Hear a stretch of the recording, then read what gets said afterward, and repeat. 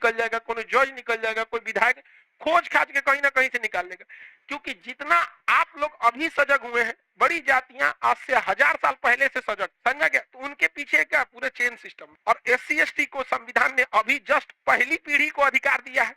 यही चीज महिलाओं के साथ भी है यहाँ पर, समझा रहा है कि नहीं आ रहा है? मुसलमानों को तो अधिकार दिया, लेकिन उन्होंने अभी भी पढ़ाई पे उतना कहाँ आए हैं, आप नहीं समझ में आ गया? उतना पढ़ाई लिखाई से उन लोग डायरेक्ट फरिश्ता से बात कर लेते। मतलब क्या ही बोलिएगा, उनको सच्चाई बोलिएगा गुस्सिया जाते हैं लोग। जब आपके पास एजुकेशन कम होगा, गुस्सा बड़ी तेज आएगा सच्चाई बोलने के। अब जैसे सिंपल सी बात करते हैं, NRC का नियम था, कितना विरोध हुआ था? भारत में 3% ब्राह्मण है, 3%। तुम नियम लगा के तुम उसका कुछ करके दिखा दो, नियमवा बना दोगे, ऑफिसवा में वही बैठे हैं लोग, पारित करा लोगे? हाँ, थाना, जुडिशरी, मीडिया, संसद, कहाँ कहाँ, बस 3% है लोग।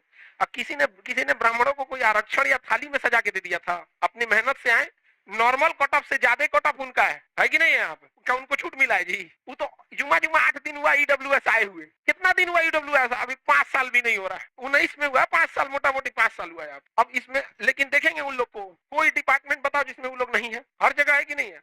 आपको क्या लगता है कि आप उनको कुछ कर लीजिएगा, पास कर लेंगे? आप हर जगह उन लोग का है। रीजन क्या है कि उन लोगों ने अपनी कई पीढ़ियों से इसमें लगे हैं, जबकि महिलाएं फर्स्ट पीढ़ी में जा रही हैं। SC ST फर्स्ट पीढ़ी में निकला है, मुस्लिम फर्स्ट नहीं, अभी आधे पीढ़ी में निकला है। अब तुम लोग अब सच्चर कमेटी की रिपोर्ट पढ़ना, सबसे ज्यादा दयनीय स्थिति मुसलमानों की है। तुम किसी ऑफिस में जाके देखोगे, शायद एगो कर्मचारी मिलेगा तुमको मुसलमान, 1 से 2 एक दूगो मिलेंगे आप, हाँ बहुत कम मिलेंगे।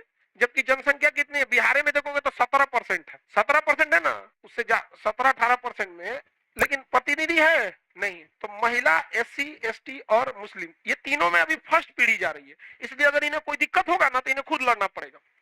आज से 50 साल बाद इनकी दूसरी पीढ़ी भी आ चुकी रहेगी। अब जैसे आप लोगों की नौकरी हो जाएगी, कोई प्रॉब्लम आया आप लोग को, तो आप लोग को खुद झेलना पड़ेगा। लेकिन आपकी जब नौकरी होगी, तो आपकी नौकरी के दौरान आपका बहुत लिंक बन जाएगा, वो अधिकारी से जान पहचान, तो DM SP कमिश्नर, ये वो बहुत लिंक हो जाएगा। आपके बाल बच्चों को अगर दिक्कत होगा ना, तो अपने लिंक से तो सॉल्व करिए लेगा, फिर आपको कहेगा कि पापा, चाहे आप लोग को कहे मम्मी दिक्कत होगी, लोग कहा दिक्कत हो गया, अच्छा रुको हम फोन करते हैं, हमारे बैच में एगो थी, ये तुम्हारे जिला में है, नहीं लिंक हो जाता है, हो गया। अब हम लोग को क्या है कि जो कुछ करना था पटना में खुदे करना था। अब हमारे छोटे भाई बहन है, चाहे हमारी अगली पीढ़ी में कौन सी, हमारा अपने लिंक काम कर देगा, लेकिन हमको जो कुछ करना था हमारा खुदे करना था। तो पहली पीढ़ी के लिए तो अभी SC ST किस समस्या से जूझ रहा है? पहली पीढ़ी में निकला है, पहली पीढ़ी में।